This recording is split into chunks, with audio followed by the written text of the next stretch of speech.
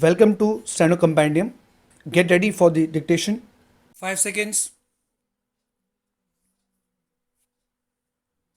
Mr. Chairman, sir, may I have the opportunity to participate in this debate?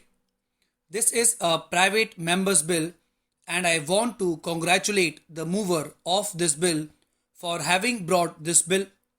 A very important subject has been raised that right to work should be made a fundamental right. Right to work is the birthright of everybody, however poor or however rich, whether a man or a woman.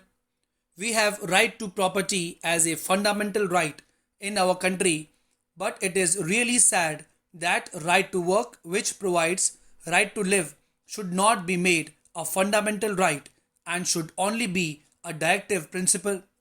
Why has this happened? Why could it not be made a fundamental right till now?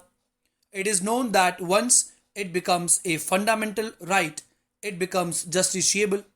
That means that a person can go to the High Court or the Supreme Court and say that it is his fundamental right and he must get a job.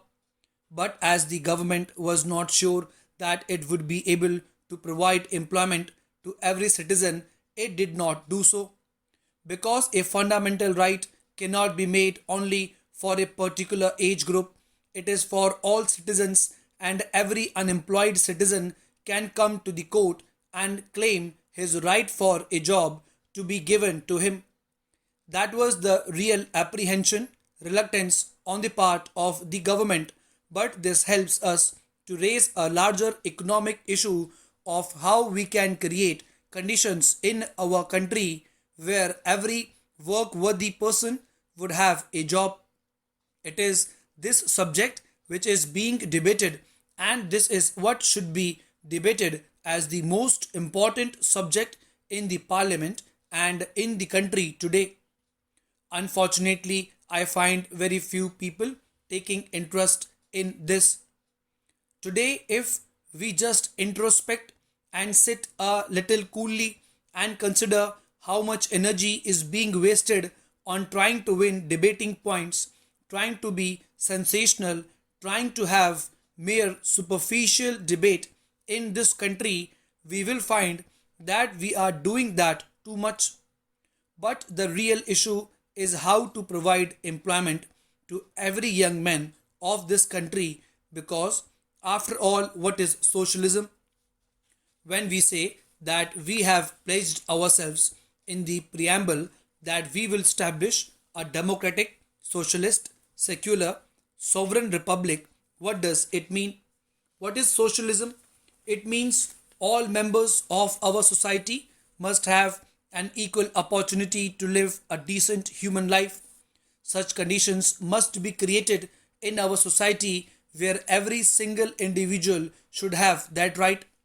That is the simple meaning of the word socialism, a society where a few do not have an opportunity and a right to exploit and extort. Such a society should be created, and this is what socialism means. And to bring it about within the framework of a democratic structure, that is, by the will of the people, is the meaning of the concept which our founding fathers have enshrined in the constitution when they said that we will have a democratic socialist society. Let us ask ourselves this question: have we succeeded in doing it? When I am participating in the debate today, I am not going to speak from the point of view of winning or scoring the debating points between people on this side or that side. I think it is the duty of all of us, these 800 people in this house and in that house, who have been entrusted by 80 crores of people of this country with the task of doing something that will change their destiny and change their life. It is incumbent on us to sit down and to give the topmost priority to consider as to how we can achieve this. And if this is given priority, sir, I am sure a way can be found. Instead of wasting our energy on other matters, let us concentrate on this matter. I am absolutely one with my friends when they say that this should be given the top priority? What do the young people of this country expect? Why are they restive? Why are they frustrated? It is because they are not employed, they do not have productive employment, creative employment. That is why they feel frustrated. By and large, if this is the fact, sir, then let us consider how this can be achieved.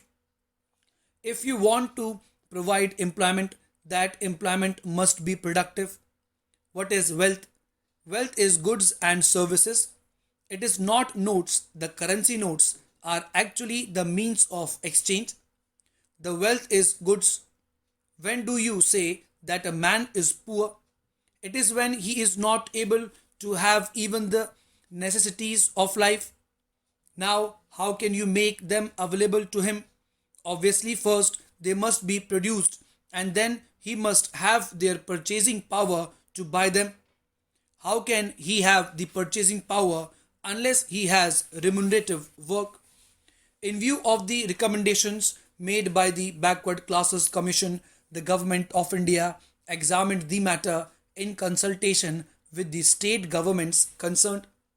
This is exactly what we have decided and what has been incorporated in the present bill.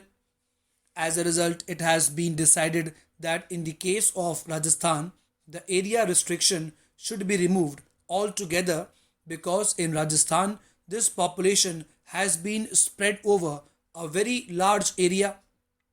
It was found that they were entitled to this measure of protection and therefore this area restriction has not been kept up in respect of Rajasthan at all.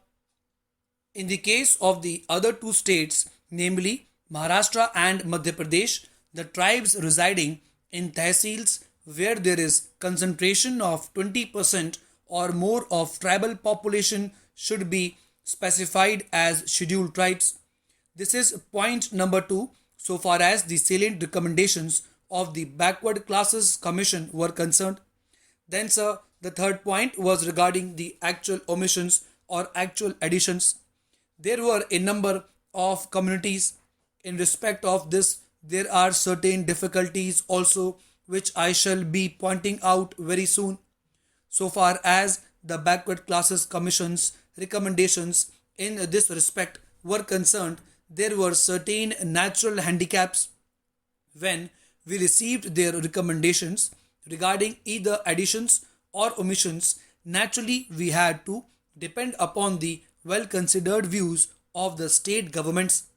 As I stated to the House, there was a double reference. The first reference was at the preliminary stage, and the second reference was with regard to the tentative proposals that the government had evolved. Therefore, in this case, after the receipt of the views of the state governments, the Government of India finally recast what they had prepared in the light of these views. Generally, what has been done is when there has been a recommendation which is supported both by the Backward Classes Commission and the state government, then we accept that particular community either for addition if formerly it was not there, or for omission if omission has been jointly supported by both these people. If, for example, there is a difference of opinion between them, then the government considered the matter. I would point out that the state governments have a number of means of knowing the correct position so far as these are concerned. So far as the Backward Classes Commission was concerned, there were certain handicaps as pointed out to you, and therefore we have tried to follow the views of the state governments to the extent that it is necessary. In a few cases, naturally, we had to come to certain conclusions irrespective of the view either of the Backward Classes Commission or of the state governments. But such cases are not many. And then, after considering all these things, we have prepared the list, and you will find in the schedule attached to the bill the names of the various communities which ought to be recognized so far as either the scheduled castes or scheduled tribes are concerned. One more important question arises so far as the number of these communities is concerned, that was a very difficult task. Now, what happened in 2011 was naturally representations were made to the government that we ought to give up encouraging or perpetuating caste system